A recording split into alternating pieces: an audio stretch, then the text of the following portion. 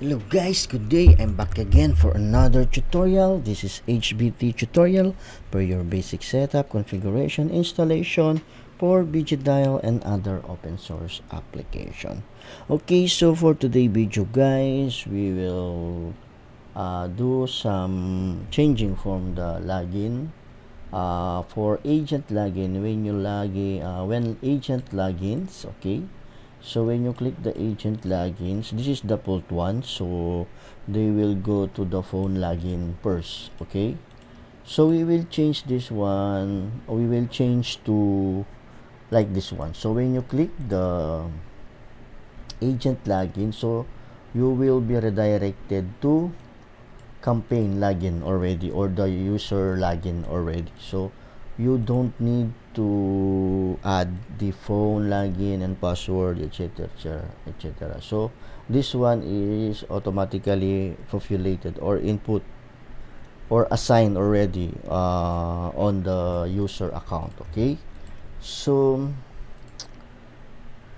to change that, so to change this one from to this campaign login, so you must go on the on your Vicidial putty, okay. So you need to access on the root access. So this is my root access. So okay, so this is the Vicidial now. So I'm gonna clear this one. So first you must go, you need to look you need to find the Vicidial directory.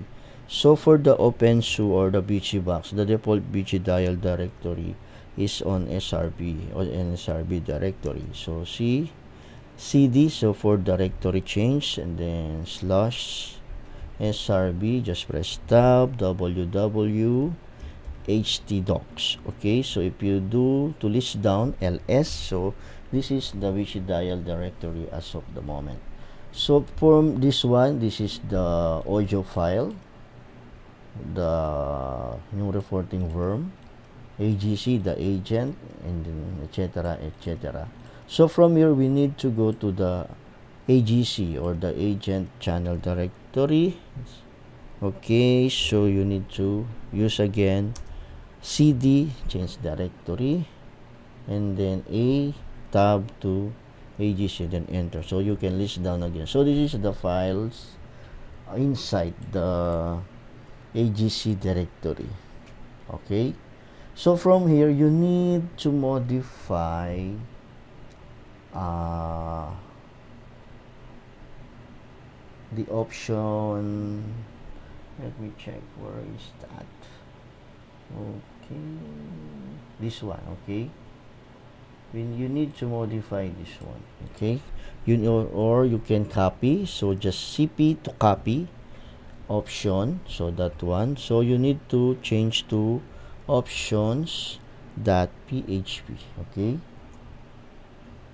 So if you ls again, so we have now here this one, option example, then option php our that we modified it, okay. And then you need to edit now the option php using nano command, vi, or vim, any editor that you can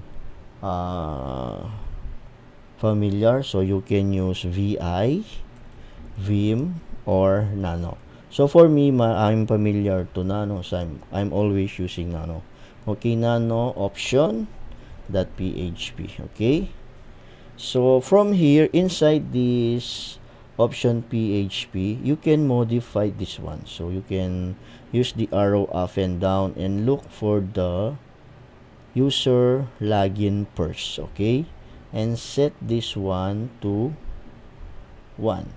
And also they have a lot of configuration you can modify, so they can already set statically on their agent page. So from now we just modify only the user login first, okay.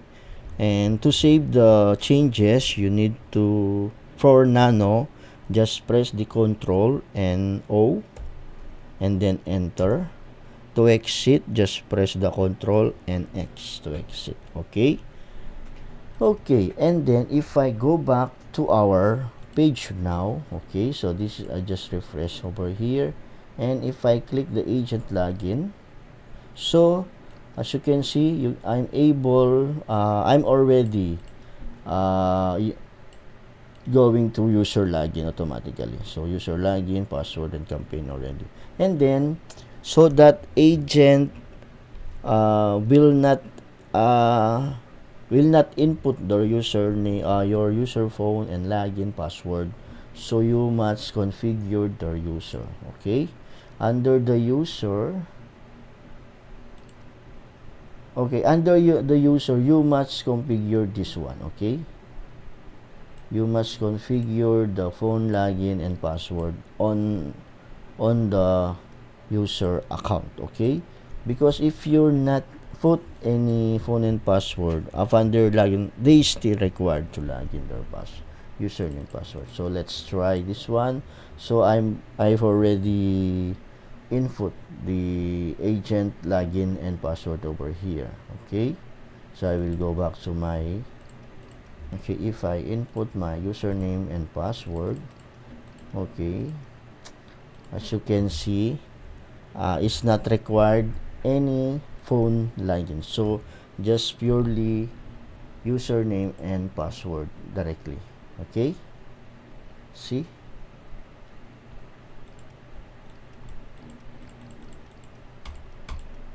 okay,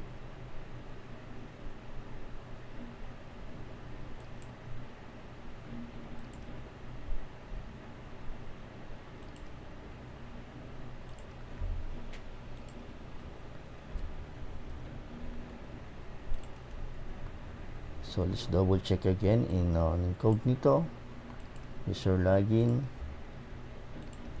Okay, test camp.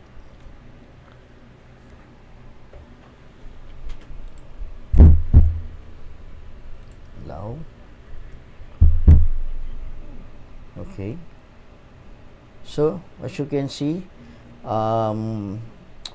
I'm already logged in without inputting my agent phone login and password because it's already populated on the dialer. So this is the most convenient way, so that agent, they will not going to be hassle on their login. Okay, especially also if you are using a VG phone or the web RTC phone, so that they can easily log in. And also in our IT part or the tech support part, so you don't need any software. You need to install the Zoe for cell phone or other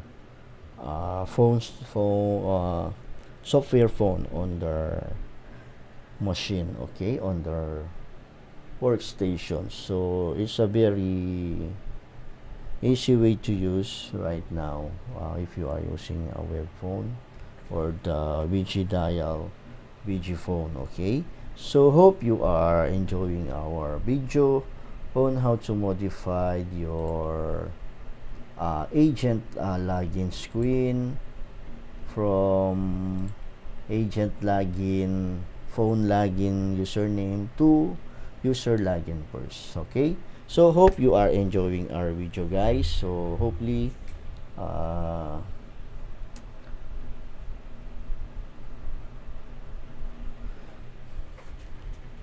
okay guys, thank you and have a nice day. So we will upload this video, and thank you again. So don't forget to like and share this video, and if you are not yet a subscriber, don't forget to click the subscribe button and the notification bell so that you're always updated on our latest video.